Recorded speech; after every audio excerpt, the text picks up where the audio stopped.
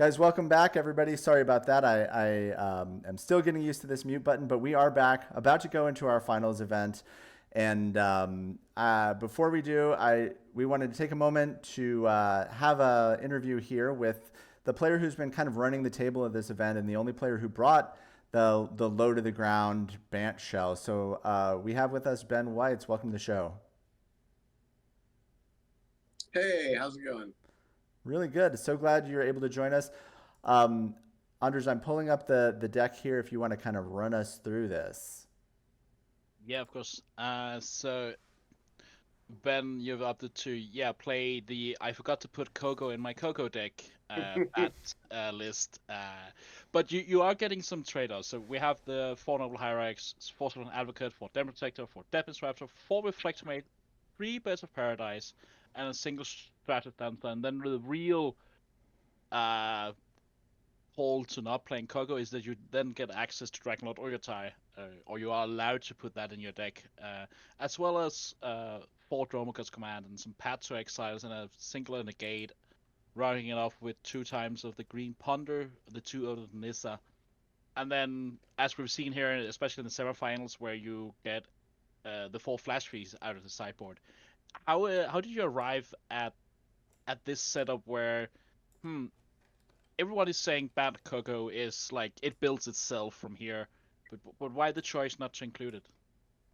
So I think, yeah, I thought long and hard about it. Coco's obviously, well, like one of the strongest cards that's legal in the format. But eventually I decided that the spells that you give up in order to play Coco are just too strong. Like Dromoka's Command and Path to Exile are some of the strongest instants and sorceries of all time. And if you have to have a super high creature density, you just don't get to put as many of those cards in your deck. And so I thought, especially like in Mana Dork mirror matches, that having Dromoka's Command available to me would be really important because it would let me just like kill their creature when I was on the play and even sometimes when I'm on the draw. And then Dragonlord Ojutai is also just one of the best top ends, and it just frees up the deck building quite a bit if you decide not to put Collected Company in your deck. The creatures to hit also just like aren't actually that good. Like I'm playing a lot of morph creatures, which are bad to hit off of Coco, and you can play like Knight of the Reliquary or something, which is a good card, but I just decided against it. I thought the spells were too strong. Yeah, and it is clearly playing off, and we've seen that powerful. Spending like half my mana on my own turn, then spending the other half on your Mm-hmm. opponent's turn, and just always having spells to cast because of like Den Protector doing Den Protector things and stuff like that, and Oyotai doing Oyotai things. Ha- it looks like your deck is really it it's built very much like here's the 75 cards I want to play, and then it's divided after that up into sideboard and main deck. Is that correctly understood that that has been the process? Sort of. I knew that I wanted to play four Flash Freezes in my sideboard because I thought the most powerful top end in the format was red cards. Like Chandra Flamecaller and Dragonlord Atarka are the best expensive spells to play, and so I felt like Flash Freeze was going to be the best counter spell. I didn't want Nissa in my main deck because I thought that it was too weak to like Mana Dork mirror matches when you're on the draw. Like it's just not a good card when you're playing from behind. So I'd say my sideboard is mostly constructed with post board games in mind. Um, like I think my 60 card is like this was my 60, and then what decks do I think might be in the format? Like maybe I need Nissa to play against control decks, but not against creature decks. Like I need these counter spells against the ramp decks because there's a ton of ramp in the format. Stuff like that. Yeah, I was also curious about. Then there's like one negate main deck, and I think it's two in the sideboard. Like that. That feels very much that you decide you wanted a number in your 75, and there was just where to put those three negates, for example. Yeah.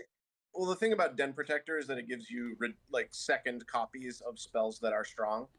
So like when you have selection, like in Dragonlord Ojutai or whatever, and you have Den Protector in your deck, you get to like double up on these effects when they are powerful. So I kind of just put the Miser's Negate in there because I felt like they were powerful spells in the format, and if I do draw it with Den Protector in a matchup where it's good, it's twice as good basically. Which sometimes it's bad, but it's not twice as bad when it's bad. Yeah, I like that that way of thinking. Then you have two Oath of Nissa. Why? First of all, why play Oath of Nissa? The Green Ponder is just a Green Ponder kind of thing. And how do you arrive at two? I wouldn't say there's a lot of science there. Mostly vibes. I'm playing Oath of Nissa because I was worried that my mana base was too bad when my opponents were killing my mana creatures. Like if you just count like the blue and white sources when you have the mana creatures, it's fine. But if you don't have the mana creatures, there's a decent chance you just can't cast your spells. So I wanted to play Oath of Nissa to make that a little bit more reliable.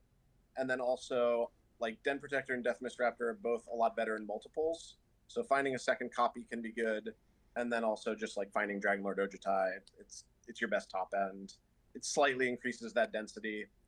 I didn't have a great feel for it. I kind of agonized on the third path versus the second Oath for a while, but this is where I landed. All right.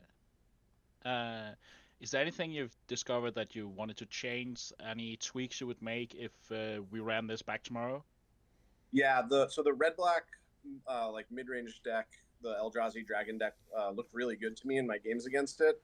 I would probably want a little bit more focused cards against them. So like Wall of Reverence, I think was pretty strong against my fifth round opponent, and I would want maybe another copy of that, and then another Path to Exile. Reality Smasher has been very problematic. So yeah, that could just turn an entire game on its head in a matter of a single turn cycle. Yeah. Anything else you want to share about your process? Anything you wish I'd asked you about? I just want to say I love Set Roulette tournaments. It's so much fun. I just love scouring through Scryfall and just thinking about the cards and like building sideboards. Like, okay, what do I think other people are going to play? Like, what do I think the good cards in the format are? How do I make sure that I have coverage against those? And this tournament also was just like, these sets are very nostalgic for me. I loved playing with Dragons of Tarkir and Oath of the Gatewatch. So to be able to play these cards I love again is just a blast. I just love Set Roulette so much. So do we. That is why we're doing this. Love to hear it. Stuart, any thoughts before we send Ben on to his final? No, Ben, I think you've built a beautiful deck here. I'd love to see how your turns have kind of turned out. Like the mana usage is very impressive, and I'm excited to see. You said the red-black deck has been the toughest so far, and that's what we're looking at in the finals. So I'm excited to see how that turns out, and I'll let you go get ready for that match.